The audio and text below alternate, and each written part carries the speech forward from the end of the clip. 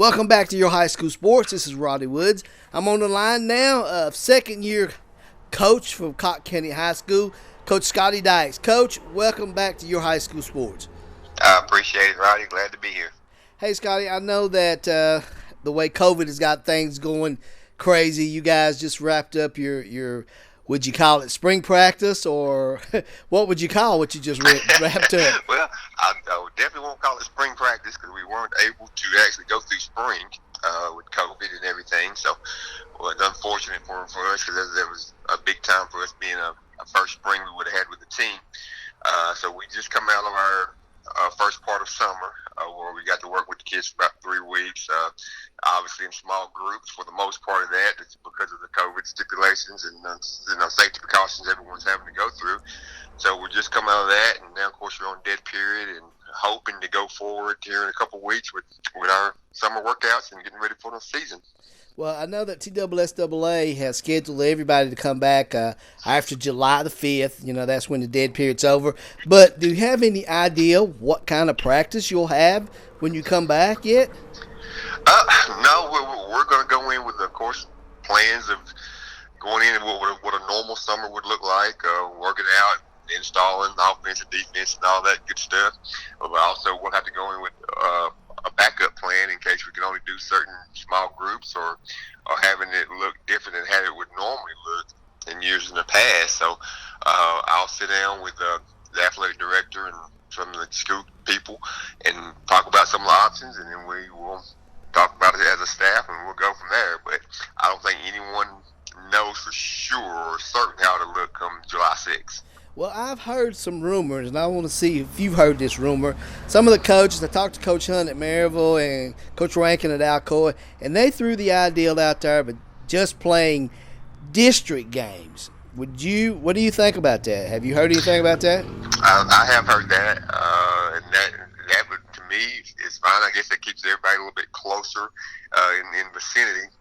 But obviously, I don't know if that's a plan that will get approved because coming from 6A, where you had teams in Knoxville, Jefferson County, and Science Hill and Dobbins Bennett, you know, you still cover a broad area. Our region in itself, I mean, we still would have to go to Upper East Tennessee and play the game, so that's still an hour and a half travel time for some games. So I don't know if that's a valid solution. So, but you know, it is something. Hopefully we can figure something out and go from there. It'd be a little weird for us because I think our first region game is not until week 5. So that'd be a long break. We'd have a long break, and you know, you'd have some big gaps in the schedules there for some teams. So that'd be a little different. So I don't know how they would work it out if they would do that, but that is a possibility, I guess. That sure is. But let me ask you this: we talked yesterday. We talked a little bit about your numbers. Are you happy with the numbers you've got right now? I'm happy. You know, we went through the first part of summer with about an average of 62, 63 kids a day, which is up from last year. Obviously, we have some issues with getting some of the freshmen there, and you know, kids working and everything. We're suspecting that we will probably come into mid-July, but everyone realizes what's going on, and parents can get the kids there. We're probably out 70, 72, 73 kids. So that's a good number for us. We're excited about that. A lot of kids come out from track and other sports to give football a shot this year. So we're real excited about where we're headed and the momentum we got right now. Replacing a Tyler Venerable, your quarterback last year, that's going to be a job in itself. Talk about your quarterback situation. Yeah, Tyler was a great kid. We'd love to have him back one more year. Replacing him is going to be hard because he was great with his legs and a great leader on the team. Obviously, we've got a lot of positions we got to try to fill this year with a lot of seniors we lost. But speaking quarterback specifically, we've got several kids that give us good option at quarterback.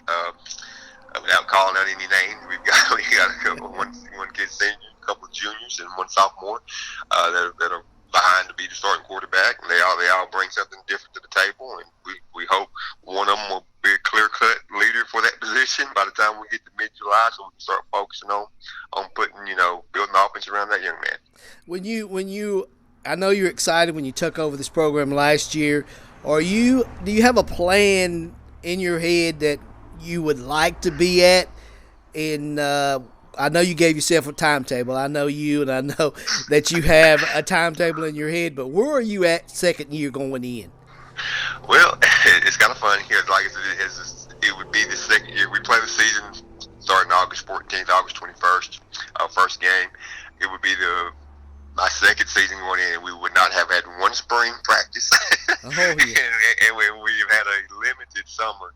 So, and even with all that, I think we're on schedule where I think we're headed. I mean, we've got a lot of kids coming out.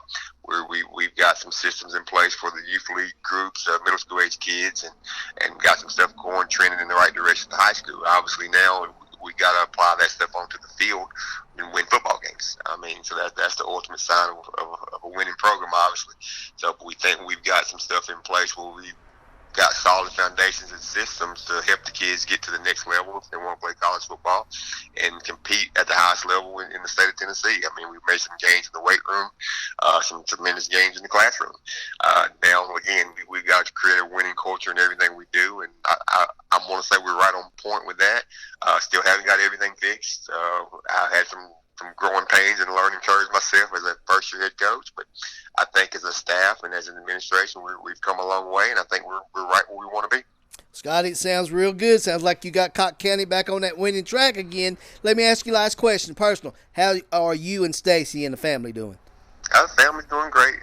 Obviously, a little different with the kids being out. Aaron's, going to be a junior in junior in college, and Zedney's out on her own.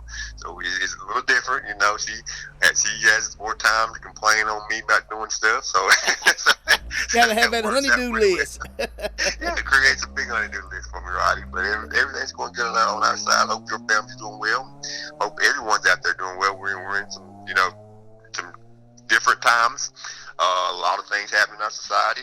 But I think we'll all get through it if everyone's willing to work together and be united as the country's supposed to be, United States of America. So we can do that. We'll all get through the COVID and all the other issues that's biting our country right now. We'll be okay. Well, Scotty, we appreciate you being a part of your high school sports, and we'll be talking to you soon. So take care of yourself, and good luck this football season. Appreciate it, Roddy. All right. We've been talking to head coach of the Cocke County High School Fighting Cocks, Scotty Dykes, right here on Your High School Sports. We'll be back shortly.